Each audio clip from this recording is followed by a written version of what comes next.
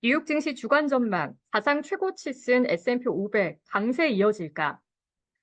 이번 주 뉴욕 증시는 직전 주의 강세 흐름을 이어가며 상승을 시도할 것으로 예상됩니다. 지난주 스탠더드 앤드 푸어스 S&P 500 지수는 4,800을 넘어서며 2년 만에 사상 최고치를 기록했습니다. 지수주 중심의 나스닥 지수도 지난 한 주간 2% 이상 오르며 15,000대에 안착했습니다. 인공지능 기대 속에 주식시장의 강세 심리가 살아난 모습입니다. 특히 뉴욕 증시의 거대 기술 기업의 주가가 날아올랐습니다. 지난주에 엔비디아와 메타 플랫폼스의 주가는 사상 최고치를 경신했습니다. 올해 들어 단 13거래일 동안 엔비디아 주가는 20% 올랐습니다. 메타 플랫폼스의 주가는 올해 들어 8% 가까이 상승했습니다. 올해 주가가 6% 이상 오른 마이크로소프트는 애플의 시가총액을 따라잡으며 한때 세계에서 가장 가치 있는 기업이 됐습니다. 구글의 모회사 알파벳 AG와 아마존의 주가는 올해 들어 각각 4%, 2% 이상 올랐습니다. 애플은 연초부터 연이어 악재가 터지며 주가가 급락했지만 최근 월가로부터 주가 조정이 과도하다는 평가를 받으며 반등했습니다. 다만 기술주 중 테슬라의 주가는 올해 들어 15% 가까이 급락했습니다.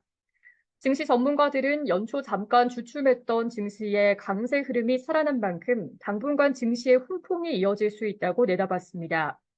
S&P 500 지수는 지난 2022년 10월 기록했던 저점에 비해 이미 38%가량 레벨을 높인 상태입니다. 지수가 저점 대비 20% 이상 상승한 동시에 신고점을 기록하면서 뉴욕 증시의 추세적 강세장이 확인됐다는 분석이 나옵니다.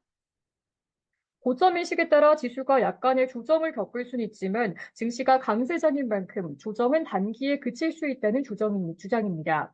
또 S&P 500 지수가 중요한 저항선인 4,800을 뚫은 만큼 증시는 기술적 상승 탄력을 받을 수 있습니다. 월가의 투자은행인 오펜하이머의 기술적 분석가인 아리월드는 과거 주가가 신고점을 경신했을 당시 주가는 3에서 12개월 이후 특히 긍정적인 흐름을 보였다라고 분석했습니다. 특히 최근에 뉴욕 증시가 채권 금리의 상승에도 올랐다라는 점은 시장의 강한 상승 추진력을 드러냅니다. 미국의 10년물 채권 금리는 지난주 한때 4.2%에 근접한 수준으로 올랐습니다. 그러나 뉴욕 증시는 채권 금리의 상승에도 사상 최고치를 경신하는 흐름을 보였습니다. 다만 전문가들은 10년물 채권 금리가 특정 수준을 넘어서면서 증시의 위험 선호 심리에 찬물을 끼얹을 수 있다라고 경고했습니다. 미국의 연방준비제도의 금리 인하가 예상보다 더 늦게 나올 수 있다는 시장의 인식 속에 채권 금리는 상승하고 있습니다. 금융시장이 올해 약 5에서 6회 금리 인하를 선제적으로 반영할 수 있는 가운데 다수의 연준 인사들은 예상보다 금리 인하 시점이 미뤄질 수 있다는 점을 시사했습니다. 라파이보스티 애틀랜타 연방준비은행 총재는 연준의 올해 첫 금리 인하가 3분기쯤 나올 것이라고 언급했습니다. 메리 데일리 샌프란시스코 연은 총재 또한 금리 인하가 곧 다가올 것이란 생각은 시기상조라고 경고했습니다. 오스텐 골스비 시카고 연은 총재도 금리 인하에 대한 판단을 내리기 전에 인플레이션 지표를 추가로 확인할 필요가 있다라고 말했습니다. 연준의 1월 연방공개시장위원회를 앞두고 이번 주 연준 인사들은 공개 발언을 자제하는 블랙아웃 기간에 진입합니다. 이번 주에는 미국 연준이 선호하는 물가 지표가 발표됩니다.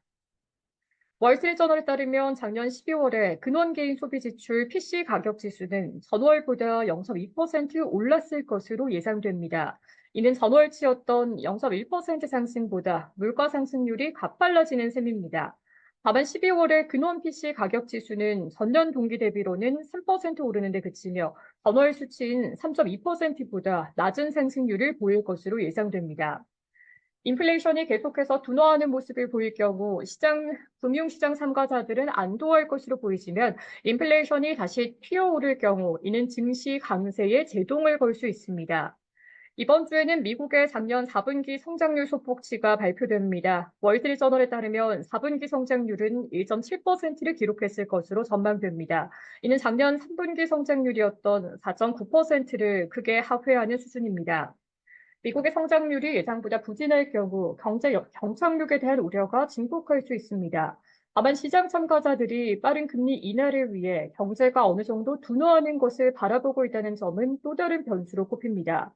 최근 미국의 경제 지표가 대체로 견조했던 가운데 시장 일각에서는 경제 지표 호조가 시장의 악재로 작용하는 굿뉴스 이즈 배드뉴스라는 분석을 내놓고 있습니다. 경제가 강한 모습을 보이면 연준이 서둘러 금리를 내릴 필요가 없기 때문입니다. 이외에 주간 실업보험 청구자 수와 경기 선행지표, 구매관리자 지수, PMI 지표 등도 발표됩니다.